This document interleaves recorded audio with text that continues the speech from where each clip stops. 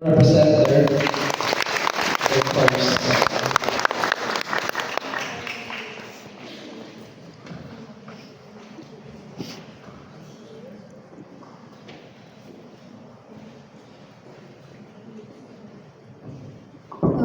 Good afternoon to everyone. Ano sa niyo taag ko di ko ako. Tas ano sa niyo taag English ang pa isumot ti isuwat na di ko.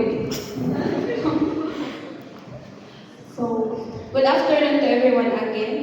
Before I start, I would like to say thank you for this opportunity to speak in front of you, to share my simple life story, as well as thank you also to our teachers and to those students who organized this event. All of us have their own battles in life, and we also have different ways to address it.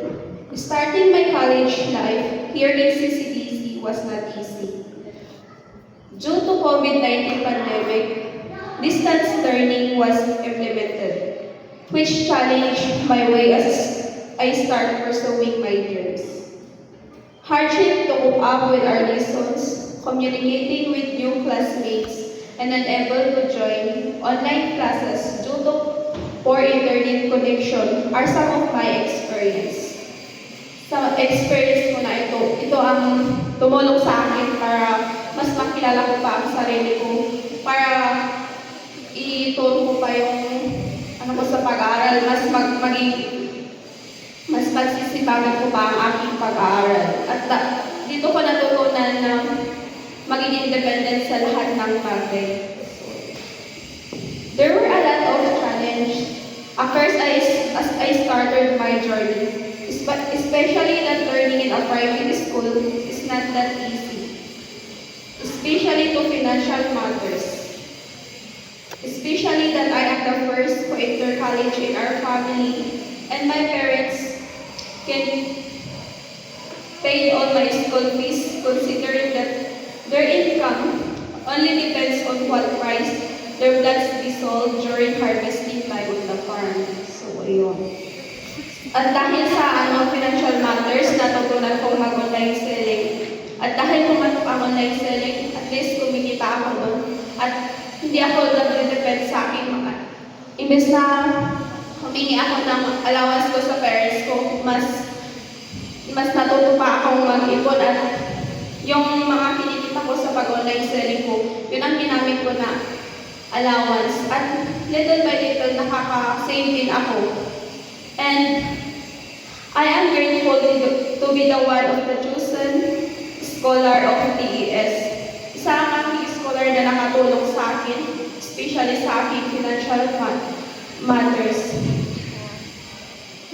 Then, face-to-face classes were implemented, and I need to go to the city to learn. At first, being apart from our family is hard. I feel homesick, but it served as my inspiration to study well, for them to become proud of me. I had also hard time adjusting to environment, but eventually I got used to it. I met new friends, new faces from different places, which helps me to improve my communication skills. Because to be honest, during my elementary and high school days, I'm a silent person. I am poor in engagement. That is why I experience being bullied and have few friends.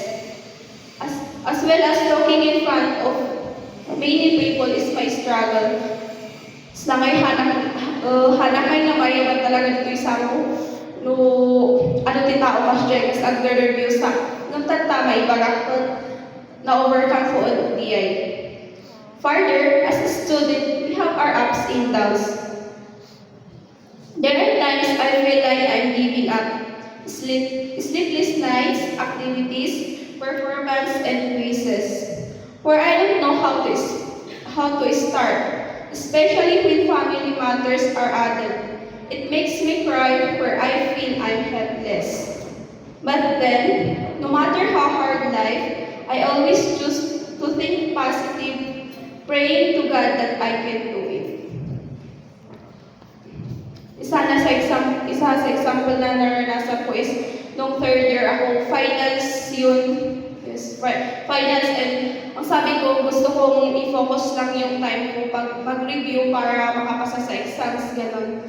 Pero yung time na yun, may unexpected na nangyari, na hospital yung mother ko.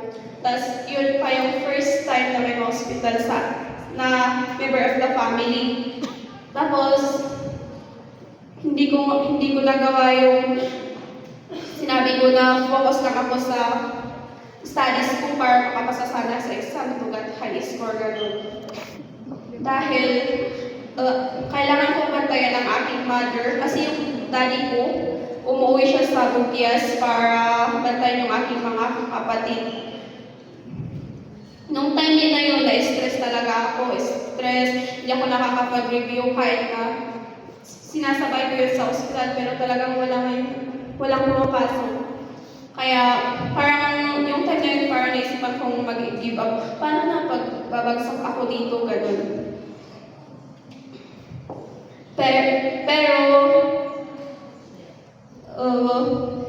Pero dahil sa tulong ng Diyos, I prayed for Him. Yun, nakapasa ako sa exam. Thus, to end this, I want to say that let us always believe in ourselves. Do hard work, have the willingness to learn more things, stay positive to whatever life trials may come, and most especially, have dedication. Dream big. Kulanagar in Proverbs 16 verse 3, commit to the Lord whatever you do, and He will establish your plans. Congratulations to all of us. Our sacrifices, sufferings, and labors are paid off.